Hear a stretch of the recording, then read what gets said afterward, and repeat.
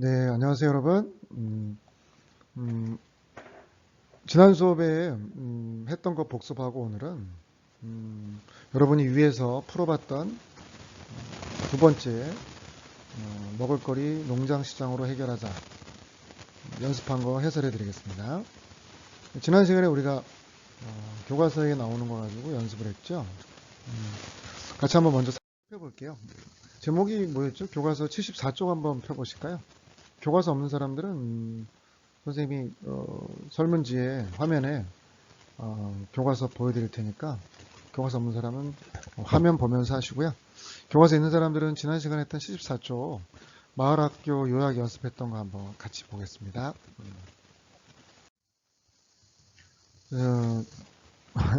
1학기 때 많이 봤죠, 이거. 예. 중심 문장이 있으면 밑줄을 긋고 있는데 길면 중요한 것만 하고 없으면 새로 만들고 만들 때는 상위어 또는 주어진 단어로 한다.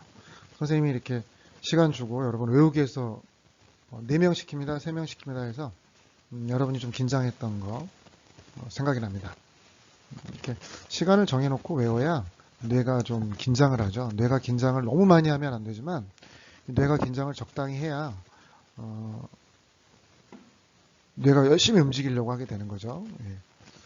그래서 더 효과가 있습니다. 시간을 정해놓고 외우는 게 암기에 좋다는 거 다시 한번 말씀드립니다. 학교에서 수업을 녹화하고 있다 보니까 종소리가 났네요. 자, 종 쳤으니까 시작하죠. 예. 자, 지난 시간 우리 74쪽의 마을학교 선생님이 힌트를 2개 드렸죠. 실마리 2개를 드렸죠. 나가 어려웠죠. 나는 2문장을 한 문장으로 줄여야 되고 반은 중심 문장이 아예 없어요. 그러니까 중심 문장을 만들어야 된다. 이렇게 말씀드렸습니다. 자, 참고해서 한번 지난 시간 정답을 한번 해설을 들어보는 거예요. 선생님 해설을 이제 안 하면 여러분들이 좀 그냥 넘어갈 수 있으니까 해설을 좀 하겠습니다. 다시 말해서 지난 시간 마을학교 요약하기 정답 해설 같이 시작해 보겠습니다. 자, 좀 읽어볼게요. 몇 해 전까지만 해도 도시가 유행이더니 어느새 대세는 마을이다. 왜 갑자기 마을일까? 우리 사회는 산업화 근대화 도시화를 겪으면서 물질적으로 풍요로워졌지만 그 과정에서 우리가 아닌 협동이 아닌 경쟁이 최우선의 가치가 되었다. 이러한 무한 경쟁에 지친 사람들은 콩 한쪽도 이웃과 나누어 먹고 내일 할 것 없이 서로 도우며 살던 옛 공동체의 모습을 그리워하며 마을로 돌아가자는 목소리를 높이고 있었다. 중심 내용 한번 찾아볼까요?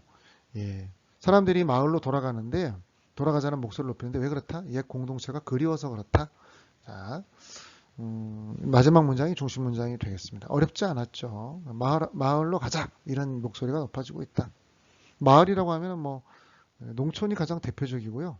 대도시보다는 소도시겠죠. 도시보다는 농촌, 대도시보다는 소도시가 마을의 중심이 되겠습니다. 자, 나와 볼까요?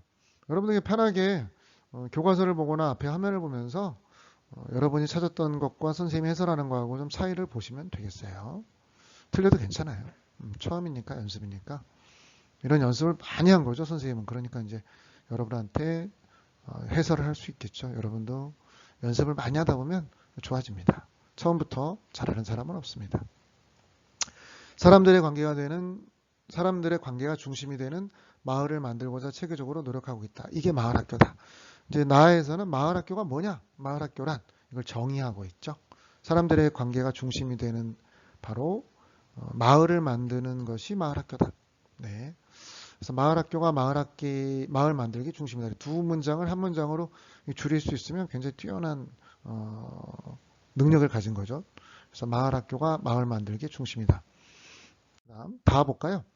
자, 마을학교가 무엇인지는 쭉 이렇게 시작하는데요.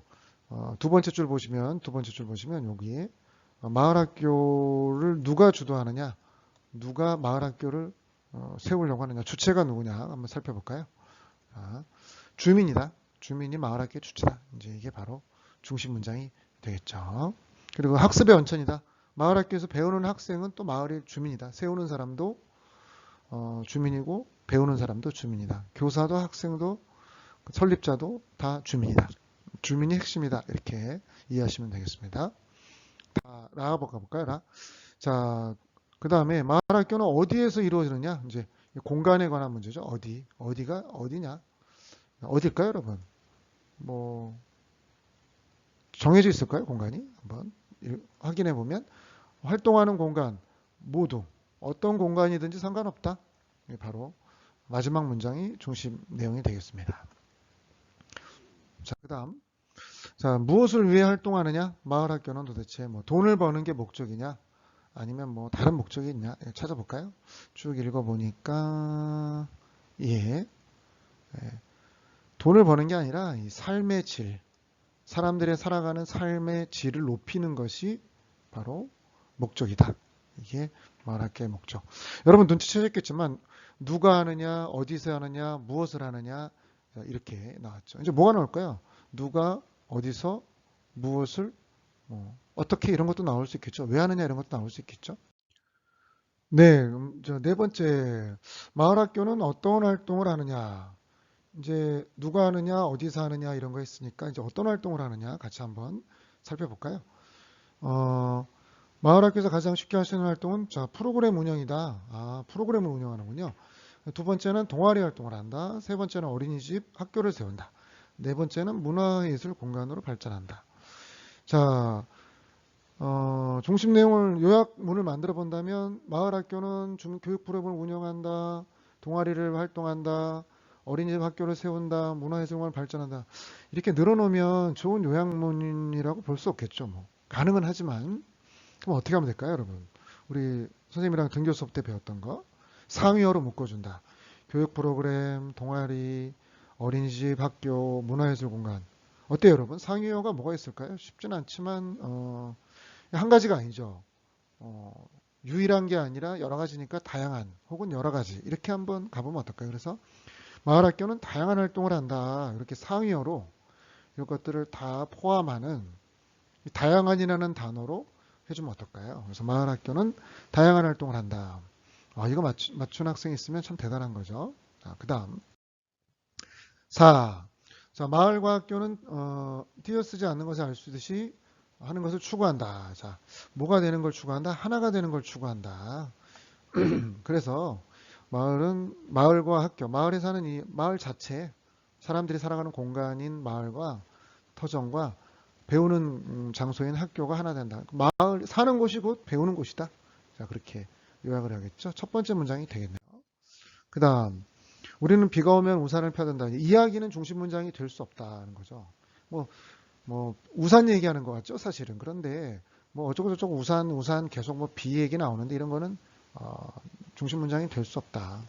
그럼 이제 어떻게 되겠죠? 요약문이 문제와 어려움, 이야기를 찾으면 안 돼요, 여러분. 문제와 어려움을 함께 뭐 할까요, 그걸? 또 종이 치네요. 그걸 막아주는 일을 한다. 그래서 문제 어려움을 함께 막아주는 일을 마을학교가 하는 것이다. 까닭이다는 거죠. 마을학교를 만들려는 까닭은 문제 어려움을 함께 막아주는 일을 하려고 한다. 이게 그것이 까닭이다. 이렇게 보시면 되겠습니다. 자, 여러분 어때요? 이제 마지막으로 가볼까요? 자, 체코슬로바키아의 교육자 뭐 이런 것도 또 예시가 되는 거죠. 이야기가 되는 거죠. 이런 건 중심 문장이 될 수 없다. 중요한 건 뭐다? 그 말을 인용해서 그 이야기를 통해서 하고 싶었던 말이 뭐였을까요, 여러분? 뭘까요? 예. 쭉 한번 가보니까 결국 마지막에 현대의 이기적인 생활 방식을 대신할 새로운 가치를 바로 제시하는 것이 마을 학교다. 그래서 이렇게 이야기나 예시는 중심 문장이 될 수 없어요. 결국은 그 예시나 이야기를 통해서 하고 싶었던 그 문장을 찾아내면, 그 부분을 찾아내면 그것이 중심 내용이 된다. 꼭 기억하시기 바랍니다, 여러분. 우리 학교에서도 많이 했죠. 네. 자, 그럼 오늘 수업 여러분들 교과서에 이제 또 있어요. 요약을 한번 해봐라. 그래서 교과서에 있는 예시문을 가지고 요약을 하겠습니다.